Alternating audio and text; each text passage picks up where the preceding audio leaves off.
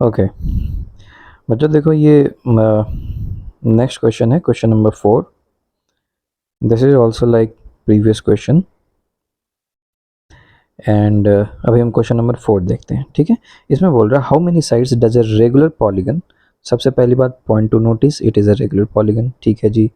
Have if each of its interior angle is 165 degree. अब थोड़ा सा ट्विस्ट कर दिया है ना. तो प्रीवियस क्वेश्चन भी हमने वैसे ही बनाया था.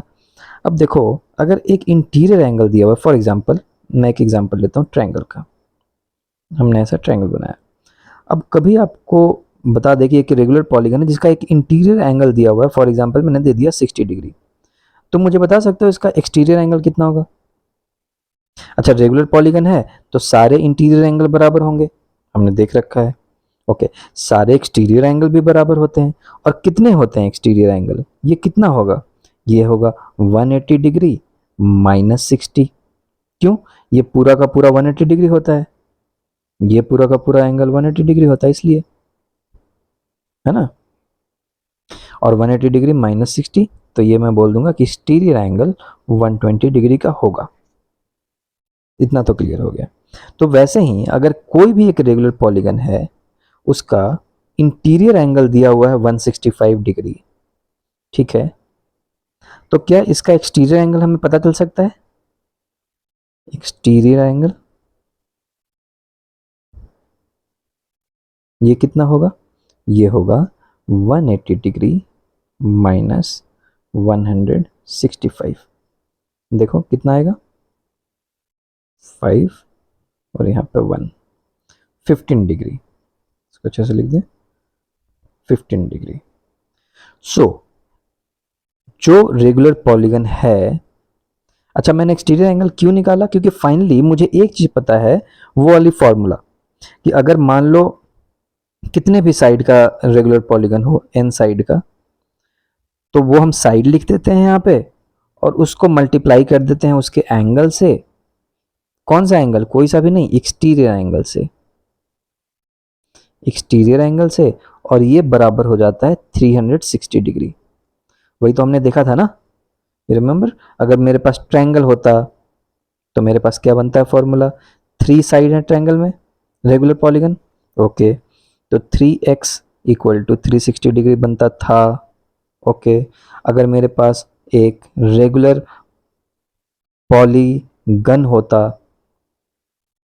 रेगुलर पॉलीगन होता 4 साइड का, तो मेरे पास क्या इक्वेशन बनता है, 4 जो साइड है वो लिख दिया, इनटू x, या इसी को हम लिख सकते हैं 4x इक्वल टू 360. तो फाइनली मैं क्या कर रहा हूँ, जो साइड है वो यहाँ लिख रहा हूँ, और यहाँ पे ये एक्सटीरियर एंगल से मल्टीप्लाई करते हैं हम, जो कि हमें नहीं पता होता है, और हम ऐसे एक्सटीरियर एंगल फाइंड आउट करते हैं. वैसे ही मान लो 5 साइड का होता तो हम क्या लिखते, 5x equal to 360. So finally मैं क्या कर रहा हूँ, मैं यहाँ पे लिख रहा हूँ नंबर ऑफ साइड, और यहाँ पे ये लिखा जा रहा है एक्सटीरियर एंगल. देखो, number of side 4 into exterior angle, number of side 5 into exterior angle. वही मैंने यहाँ पे एक जनरल फॉर्म में लिखा है. नंबर ऑफ साइड अगर मैं n बोलूँ, n इंटू एक्सटीरियर एंगल, जो मैं यहाँ पे x लिख रहा था वही है, इंटू एक्सटीरियर एंगल. और ये दोनों को मल्टीप्लाई करने पे कितना मिलना चाहिए हमको, 360 डिग्री. तो अब हमारे लिए क्वेश्चन आसान हो गया. देखो, क्वेश्चन पहले से भी आसान था, हमें सिर्फ अपना दिमाग लगाना था.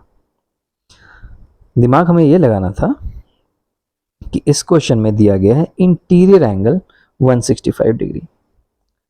तो मैंने पहले एक्सटीरियर एंगल निकाल लिया.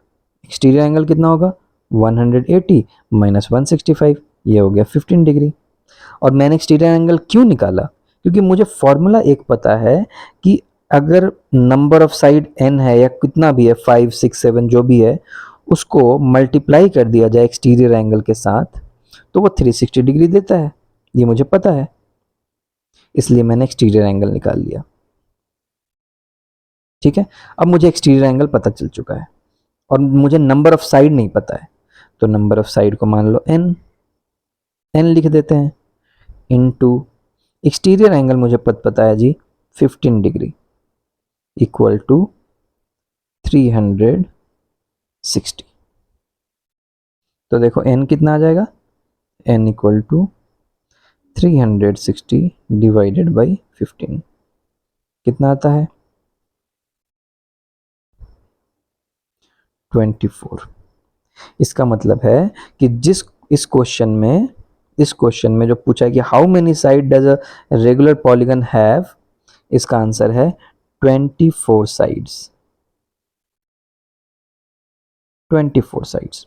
सो वैसा रेगुलर पॉलीगन जिसके 24 साइड्स होंगे उसका इंटीरियर एंगल 165 होगा, या यूं कहें कि उसका एक्सटीरियर एंगल 15 डिग्री होगा। और कैसा बनेगा वो, कैसे बनेगा, इन केस अगर आप बनाना चाहते हो तो तुम स्केल लो और छोटी छोटी छोटी छोटी इस तरीके से 1 2 3 4 5 6 है ना, 7 8 9 ऐसे करके 24 साइड्स हैं बच्चों इसके। और 24 साइड कैसे भी नहीं है, 24 साइड वो बनाने हैं आपने जो कि सब बराबर हो, ये और सिर्फ साइड ही नहीं बराबर हो, वो एंगल भी बराबर हो, ये वाले। और वो एंगल जो बराबर हैं वो कितने दिए हुए हैं देखो, 165 डिग्री।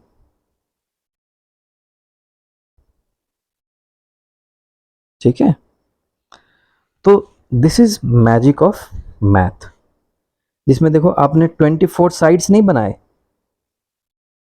24 साइड्स आपने पेपर पे नहीं बनाए हैं, लेकिन फिर भी बिना बनाए ही तुम ये बता पा रहे हो कि हाँ वैसे वैसे रेगुलर पॉलिनोमियल जिसके 24 साइड्स होंगे उसका एक्सटीरियर एंगल 15 डिग्री का होगा, या यूं कहें तो उसका इंटीरियर एंगल 165 डिग्री का होगा।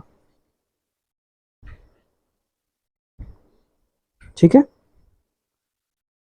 तो इस तरीके से हमने एक बहुत ही सिंपल क्वेश्चन सॉल्व कर लिया। अभी हम नेक्स्ट क्वेश्चन सॉल्व करते हैं नेक्स्ट वीडियो में।